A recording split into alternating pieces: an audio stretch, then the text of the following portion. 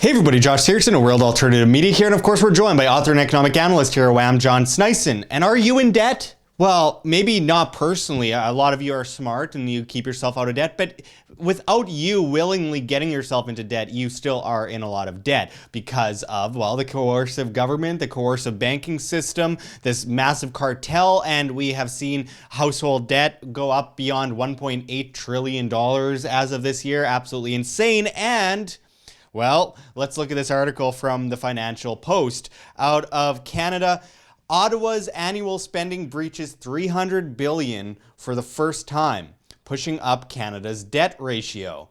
And as the article goes into, federal spending continued to rise over the last fiscal year, ballooning to over $300 billion for the first time and helping push up Ottawa's net debt to GDP ratio, long touted by the Liberals as evidence of their controlled spending habits. The Liberals' controlled spending habits, really? That is just such a strange accusation to make, but let's keep going. As it goes into, spending in the fiscal year reached $332 billion, largely due to a recent accounting change that categorizes certain debt liabilities as program expenses. That compares to $287 billion in spending in 2016 to 17, which finance estimates would have equaled roughly $312 billion under the current accounting rules. And I quote, "The federal debt to GDP ratio now stands at 31.3%, up from the 30.4% projection in the 2018 budget." Spending also rose due to higher program expenses, including for national defense, various Crown Corporation expenses, and other government costs, according to Ottawa's annual financial report released Friday. The accounting changes raised Canada's net debt to GDP ratio, a key fiscal anchor that Finance Minister Bill Morneau has repeatedly cited as proof that Ottawa's balance sheet remains healthy. I don't know, John, do you think that Ottawa's balance sheet remains healthy? I'm just gonna disagree to that, Josh, because it's pretty obvious that it's not. The Canadian government is bankrupt, Josh. That's what it really is. And nobody's willing to say it. Nobody's willing to go out there and actually go out and say, you know, we don't have the money to pay back all this debt. Remember we did a video on the market debt of the government. It's funny how they call it market debt. Well, meanwhile, it's actually the government that owes it. Yeah. Canada's debt is $1 trillion. And that doesn't, of course, what they don't account for in the number that you see is about 700 something. So there's about $300 billion worth of debt in there that just a little accounting, you know, that has nothing to do with the government, but it does. Well, I want to actually mention something else from the article that I find actually kind of funny, because they mentioned that Canada's net debt to GDP ratio still remains among the lowest and healthiest of any developed nation. In the UK, for example, the ratio is around 70%. Personal income tax revenues grew by $9.9 billion or 6.9%, a rise that came in part due to controversial tax changes introduced by the Liberal government last summer. So what do you think about this claim that it's super healthy, that all is good? Taxes is healthy? Well, that's theft, but I mean overall them claiming that, you know, the debt remains a debt to GDP ratio. You know, all this debt to GDP ratio, it's ridiculous because it doesn't really matter if wages doesn't go up and the debt to GDP ratio is good. Well, then people are losing because you have a high inflation. And so I don't understand like why this measure of GDP has to be so, this is the main, you know, driving force of how we measure economic strength of a country. What if the GDP is, look at the United States, for example, where, you know, they count GDP of all the sick people, all the imprisoned people. It's just ridiculous, Josh. Well, there's so much hiding numbers, and that's one of the things that we've noticed with things like the job numbers, for example, in Canada and the United States.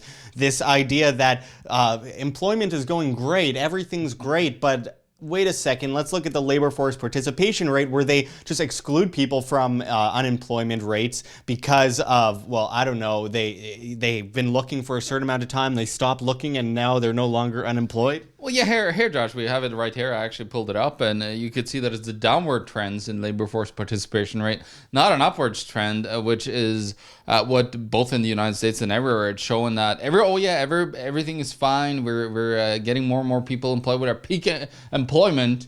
Meanwhile, you're seeing the actual trend really going downwards because, as you said, they don't account for those people that have been that just don't want to look for a job anymore because they don't believe they're going to get any. They're just going to stay on government welfare. And that's the perfect prospect for the government indoctrination and starting to make them into a real slave is to have them on a government program, Josh. Yeah, absolutely. It's all about debt. It's all about servitude. It's all about this idea of keeping people dependent. The government depends on those that are dependent on them. And that is why you as individuals need to live so incredibly freely that your very existence becomes an act of rebellion, which is something a wise man once said. And I believe that this is so true, especially in times like these where we have become so indebted that we are all becoming those slaves to that system, like animals on a farm eating grass, thinking all is fine because we got some freedoms around us to eat grass or whatever, but we are surrounded by fence. We're fenced in, and we just don't care. We're apathetic to it, and then we get let off to the slaughter with a smile on our face. When we are paying such a vast amount of our taxes of this theft towards, for example, paying off the interest on the debt, which is created by the fraudulent printing of currency by banks and by the central bank, this is deficit spending. And deficit spending. And guys, we have to break free from this incredibly centralized system. John, what do you think? Well, we definitely have to. And take a look at, for example, the private debt to GDP in Canada. Canada is number 2 in the G20 of all countries there.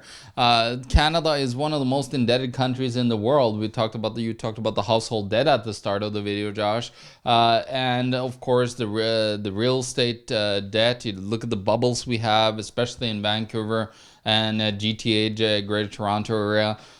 There's a massive problem here in Canada, and actually we talked about it as well here in Manitoba is actually one of the most indebted when it comes to credit card debt in Canada. So they're just debt everywhere. The cheap debt, was slushing around like sewage all across the Canadian economy, and it has contaminated the whole economy. And we became addicted to it. We had to drink and eat this sewage.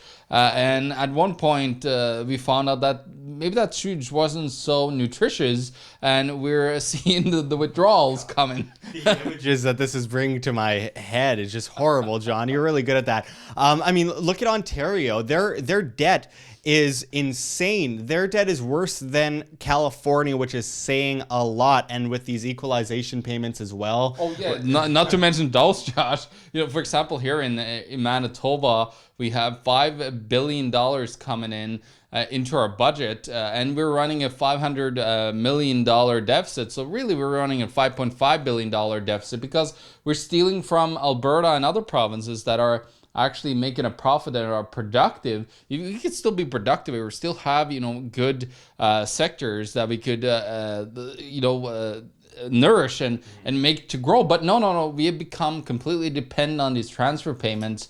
And of course, you've seen this. Quebec, is another one. The massive transfer payments over there, 11 billion, I believe they're getting. So it's just insane how this socialism that you're seeing, and it doesn't matter if you had the conservatives or the liberals in, those transfer payments are real socialism in the works right in front of your face, Josh. Because equalization, equality, all that garbage that is enforced by the state, which isn't equal, it isn't fair, it isn't right, it isn't moral, it isn't logical. And I mean, we see all this manipulation, this centralization. What do they meet it with? With more centralization and manipulation, and people on the right and the left support it. Supply management is a great example. And it's like, well, but we need to get ahead. So, I mean, all these problems that were created by the government in the first place, let's get government in to manipulate it and regulate it into prosperity, away from what the government created in the first place. It's absurd. When you manipulate markets, you restrict the market, you restrict competition, you restrict innovation, you restrict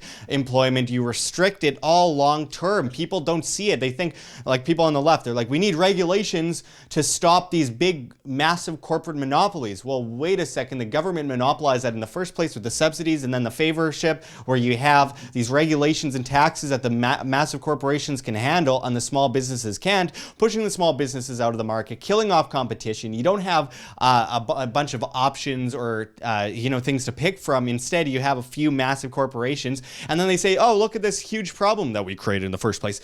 Let's regulate and tax more. And that is just where we just constantly see this perpetual Hegelian dialectic of problem, reaction, solution, repeat for eternity. It comes down to individuals and free market individual demand changing these massive problems that we face in society today. Well, take a look at this, Josh. I have in front of me the Canadian government spending, and if you take a look at the actual chart here, you'll see that it started out at about $50 billion, and now it's up at $375 billion. That's a tremendous increase. That's about 700% increase in government spending since the early 60s.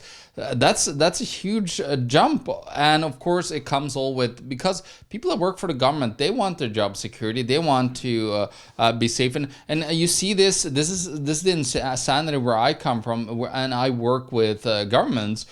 You see at the end of it, Josh, at the end of the season, all the governments are just spending on, suddenly they're doing something to a building that doesn't even have any people living in it, because the government is afraid of because they didn't use all the money, they're not going to get it next year. Well, yeah, that'd be great, because you're spending less money. Like, let's give that money back to the people then in tax rebates, because you didn't use it. No, they just spend it on completely wasteful resources, and it's just utterly insane. The perplexity of what a government does. I think, Josh, you talk about how fiat currency goes down to true value of zero. I think it's time for the government going back to its true value of zero. That is what's going to happen. I think it's already in the negative at this point. And, one thing that you mentioned, John, I can't wait for people to cut it out of this video and make a conspiracy video about us about, I work with government. Let's remember, he's a contractor. He doesn't work for the government. He's a contractor. Okay, let's make that completely clear. So anyway, I do want to... It's unsustainable. I hope that it crashes, by the way. Yeah. We should all work for ourselves. So... Just going back to that chart that you showed, John, I have to mention that, it went up and then down a little bit, but the spending went up and down a little bit during the conservative days as well. Yeah. And we have to remember that government grows like a cancer. It always grows. It always begets more collectivism, and it never stops. So even cutting out 95% of a tumor and leaving 5%, it will grow, and it will continue to grow like the cancer that government and banks are. So just a bit of a tip for you guys. It comes down to you as an individual solving these problems. The solution comes down to you, and there are solutions. So let's go into that, John. Food, water, shelter, self-defense, so you're not gathering things for the toughest guy on the block, and of course gold and silver as wealth insurance. That is wealth insurance, not an investment advice. It's wealth insurance, unless you want to get involved in crazy derivative paper contract craziness. No, it's just historical fact that throughout history, people have been able to protect themselves with gold and silver, as well as the new marvel that has come onto the stage, which is cryptocurrencies that are truly decentralized and have fundamental value. There are a few of them that are good. Make sure to do your own due diligence, make sure to look into it and make your own decisions, but it all comes down to financial education, financial responsibility. For the hallmark of freedom itself is responsibility, so that comes down to you folks. So make the right decisions, be self-sustainable, be independent, decentralize everything, rule yourselves, and you will be much better off. John, final word? I think I heard a new investment that's coming out from the Canadian government, and it's the derivatized unicorn contracts from Trudeau's little buddy that he keeps with him all the time. They are getting together to just pile all the money that the government has in one pile, and then they're going to spend it on a little unicorn fairyland. I believe it's going to be a great investment, guys. I think everybody should just go out there and jump on this before, it's FOMO. You don't want to be on the back end of this great investments. No, seriously, guys. It's time to, as I said in my book, Canada, the Greatest Economy in the World. It's time to prepare. Question mark. It's time to prepare for the coming collapse of the monetary system, because we will see it, and we see it just more rapidly and rapidly every single day. More spending, more debt is just becoming so unsustainable, and there's no way out of it other than becoming independent of that government that wants you to be dependent on them. Absolutely. Don't be dependent, be independent, be a free human being as we intrinsically are to begin with, but it's taken away. Government doesn't give you freedom. It can only take it away from you, and don't let them do it. It's a trap. Anyways, thanks for going into this with us, John. And until next time, this is Josh Sigurdson and John Sneisen signing out from World Alternative Media. Find the truth. Be the change. Like what you see here, OM? Don't forget to check the links below. GoFundMe, Patreon. We can't do it without you. Any donation is very much appreciated, especially as we are so vastly demonetized and censored on YouTube, as these guys come in and flag all of our content as hate speech. Also, check out our Bitcoin address below, as well as on the screen for you to scan if you please. And also check us out at steemit.com. We're at Josh Sigurdson. It's a future of social media where you get paid in the upvote of your post in cryptocurrency. Steem, that is. So make sure to check us out there. Make sure to join us at Anarchapulco 2019 with people like Ron Paul, G. Edward Griffin, of course, Jeff Berwick, Vid Jedlicka. So many incredible speakers are going to be speaking. It's just a massively growing event. It is something you have to see to believe. So make sure to check it out below and save money on your tickets by using promo code WAM, that's WAM, and I hope to see you there. Also, check out our newsletter as we are getting demonetized and censored and all that. We don't know what comes next, so we have an email, worldalternativemedia@gmail.com. Send us an email with subject line YES, YES, and we will include you in the newsletter where we will continuously keep you updated. So until next time, thanks for watching, everyone. This is Josh Sigurdson signing out from World Alternative Media. Find the truth, be the change.